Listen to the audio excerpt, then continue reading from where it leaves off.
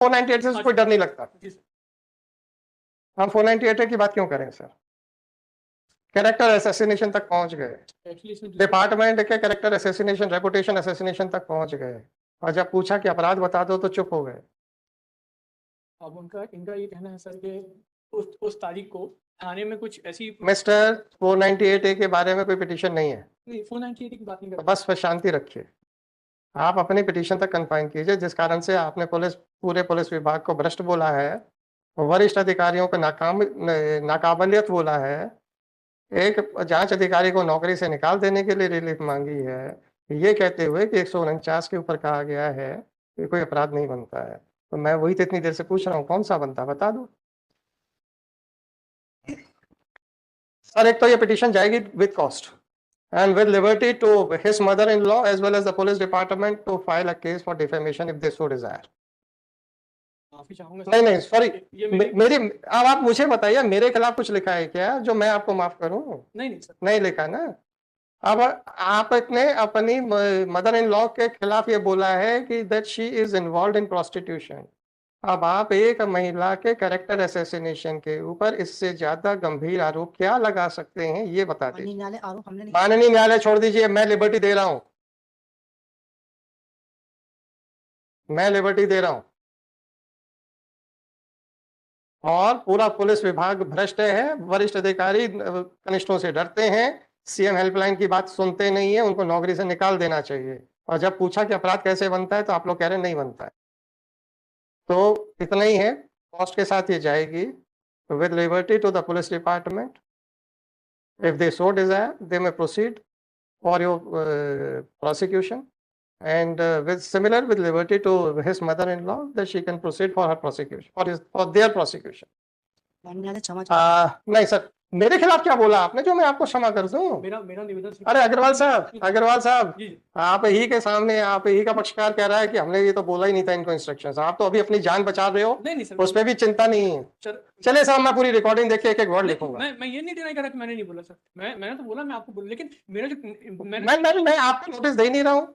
नहीं सर, मैंने आपको सिर्फ इसलिए एक लाइव एग्जांपल दिया था कि आप लोग जो अपने पक्षकारों के लिए झूठ बोलते हो भरी कोर्ट में, तो मैं आप लोगों को बार बार कह रहा था कि अगर पक्षकार ने आपसे मुंह मोड़ लिया तो आपको सीधा कंटेम्प्ट नोटिस मिलने वाला है। आप लोग कह रहे थे कोर्ट फालतू की बातें करती है, क्योंकि कौन हमारा पक्षकार हमारा मुंह मोड़ेगा? आपके सामने और आपके साथियों के सामने पक्षकार ने अपने वकील से मुंह मोड़ लिया। अभी भी अगर आप लोगों को और आपके साथियों को ना समझ में आए तो आप लोग जाने सर। और ये चीज अभी मैंने परसों या नरसों ही बोली है, लास्ट वर्किंग डे, उससे एक या तो पिछले हफ्ते सज्जन एसडीएम के खिलाफ आरोप लगा रहे थे, और जब कहा कि एफिडेविट दे दो तो खिसक लिए। मैं आप लोग अभी भी आप लोगों को नहीं समझ में आया ना समझे सर। भैया इसकी पूरी रिकॉर्डिंग दो, मैं एक वर्ड लिखूंगा। चलो, मैं माफी चाहूंगा। और इसकी आई डोंट नो, इनके लिए मैं ये बोलना चाहूंगा सर, एक्चुअली 7831 मैंने इनको बहुत मौका दे दिया सर, आपको भी मौका दे दिया है। नहीं, मेरे से माफी मांग के क्या करोगे आप? सर आपने क्या मेरे खिलाफ लिखा पिटीशन में? नहीं सर, तो मैं कैसे माफ कर दूं?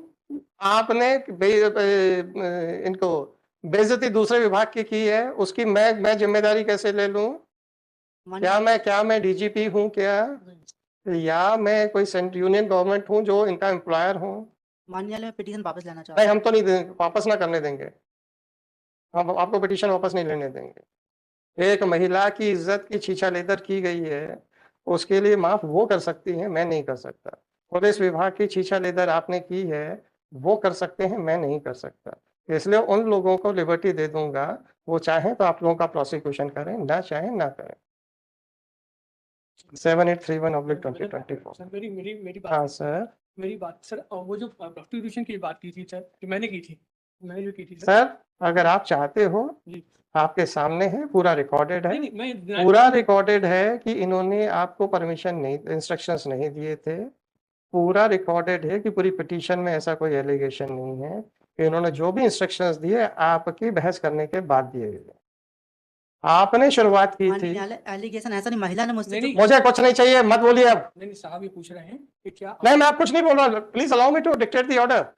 इन्होंने जो बोला तो व्हाटएवर इट मे बी, चलो अब आपको भी नोटिस देता हूँ नहीं सर, सर। निकाल लो, रिकॉर्डिंग निकाल लो, चलो। सर मैं माफी चाहूंगा, मैं माफी आप चाहूंगा, लोग सुधरने को तैयार नहीं हो। मैं ऐसी कभी गलती करता नहीं हूँ सर, मैं कभी जब मैं आप लोगों को पिछले 1.5 साल से लगातार बोल रहा हूं कि पक्षकार के लिए बिना किसी फाउंडेशन के आप लोग फैक्चुअल एस्पेक्ट पे झूठ बोलते हो, और अगर आपका पक्षकार आपसे मुकर गया तो आपको कौन बचाएगा, आप लोगों को समझ में नहीं आया। टुडे आई लर्न आज मैं आप लोगों को हाईलाइट आपके सामने लाइव एग्जांपल दे दिया कि आपने कुछ बोला और आपके पक्षकार ने आपसे मुंह मोड़ लिया। अभी भी आप लोगों को समझ में नहीं आ रहा है कि आप लोग कितना बड़ी आग से खेल रहे हो। Now I learn a lesson sir listen, today मैं 1.5 साल से बोल रहा हूँ। Today I learn a lesson. That is the difficulty. When you people find yourself in a difficulty, then only you learn the lesson. नहीं sir, लेकिन ऐसा मेरे साथ मैंने ऐसा कभी ना मैं आपकी बात नहीं कर रहा हूँ। When I am saying for the last 1.5 year, कि साहब अपने पक्षकार के लिए कोई तथ्यात्मक बात गलत मत बोलिए, झूठ मत बोलिए जिसके लिए उसका एफिडेविट नहीं है, क्योंकि अगर उसने आपसे मुंह मोड़ लिया तो आपको गलत बयानी में आप तकलीफ में आ जाओगे। आप लोग नहीं सुधर रहे हो। अब आपका लाइव एग्जांपल आपके सामने आ गया है। अब आप ये बताइए अग्रवाल साहब, are you not feeling bad because he took a somersault के साहब मैंने तो ऐसा ना तो एफिडेविट में दिया ना ऐसा किया। मैं 1.5 साल से यहाँ पे आप लोगों की सुरक्षा के लिए बोलता रहा, आप लोगों ने मजाक बना के रखा हुआ था उसका। Don't you think that assassinating the character of a lady can be allowed in such a casual manner? आपको मुंह कहां बंद रखना है ये आपको समझ में नहीं आता क्या? कुछ भी बोलेंगे? Can it be a defence? What was the bona fide belief to rely on that she is involved in such type of activities? नहीं समझ में आता तो मैं क्या करूं?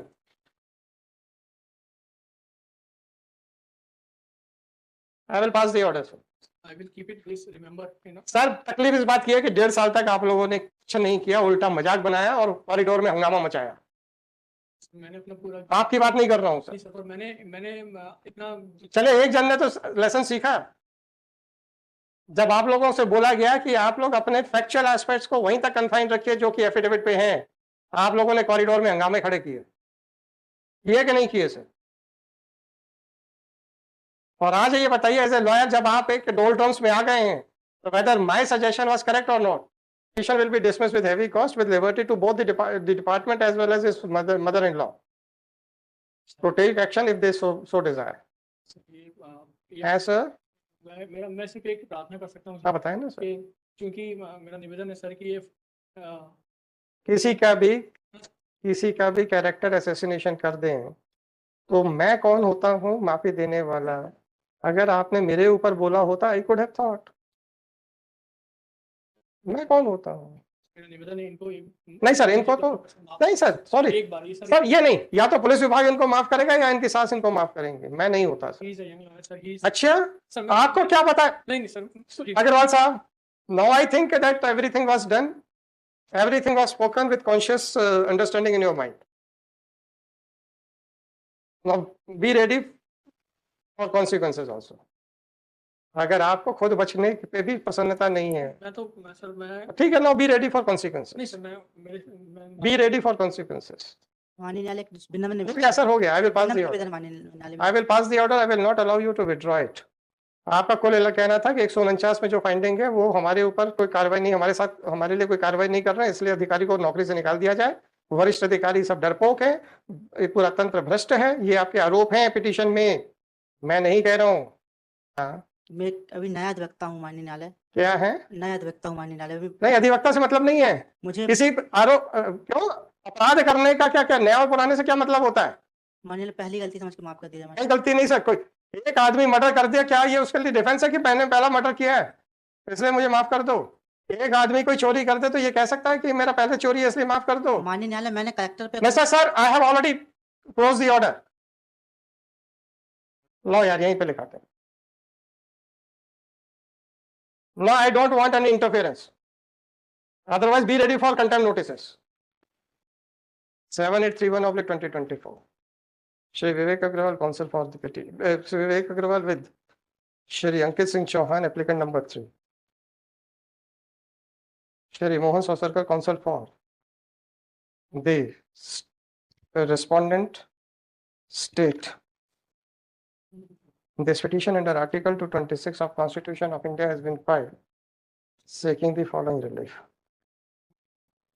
It is submitted by counsel for the petitioner that the marriage was performed on marriage with the respondent number 11 was performed on किस तारीख को मैरिज हुई थी? 11/6/23. Well, sister. At the time of marriage, an information was given to the petitioner number 3 that the respondent number 11 has passed class 12th examination. But later on, it was found that she has passed only class 10th. Accordingly, the petitioner number 3 made a complaint on different forums alleging that marriage was performed by keeping him in dark and playing fraud on him. Even Nephalista. On 14/1/2024, the SHO Mahila Thana Katni gave a finding that the applicant number 3 has given a statement that he is an practicing advocate and his marriage was performed with respondent number 11 on 11/6/23 as per Hindu rites and rituals. After the marriage, she is pressurizing him to reside separately. She is also insisting that he should reside separately from his parents or should reside in Jabalpur or Katni. His wife had also informed him, prior to the marriage, his wife had informed him that she has passed class 12th in first division. Whereas after the marriage, he came to know that she has studied up to class 10th. And accordingly, it is the case of the applicant number 3 that the marriage was performed by giving false information about the educational qualification. On the contrary, it is further mentioned in the said report that the statements of the in-laws of the applicant number 3 were also recorded, including the respondent number 11, who has stated that her in-laws are harassing her on trivial issues, and on that ground, she is residing in her parental home.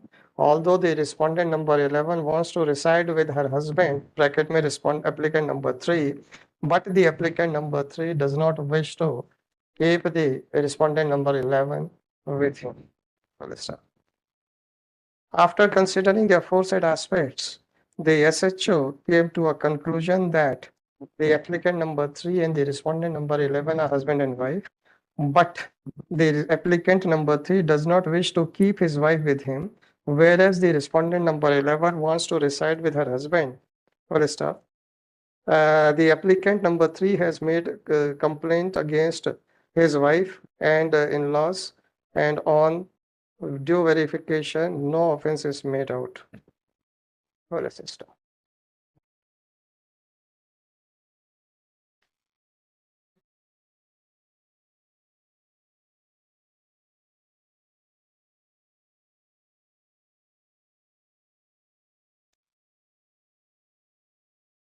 Accordingly, the counsel for the petitioner was directed to address this court as to whether the allegations made by the applicants against the respondent number 11 would make out an offense under section 420 of IPC or not. During the course of arguments, मैं सब उस part को थोड़ा सा दोबारा देखूंगा कि वो कैरेक्टर असैसिनेशन के लिए क्या बोला गया था.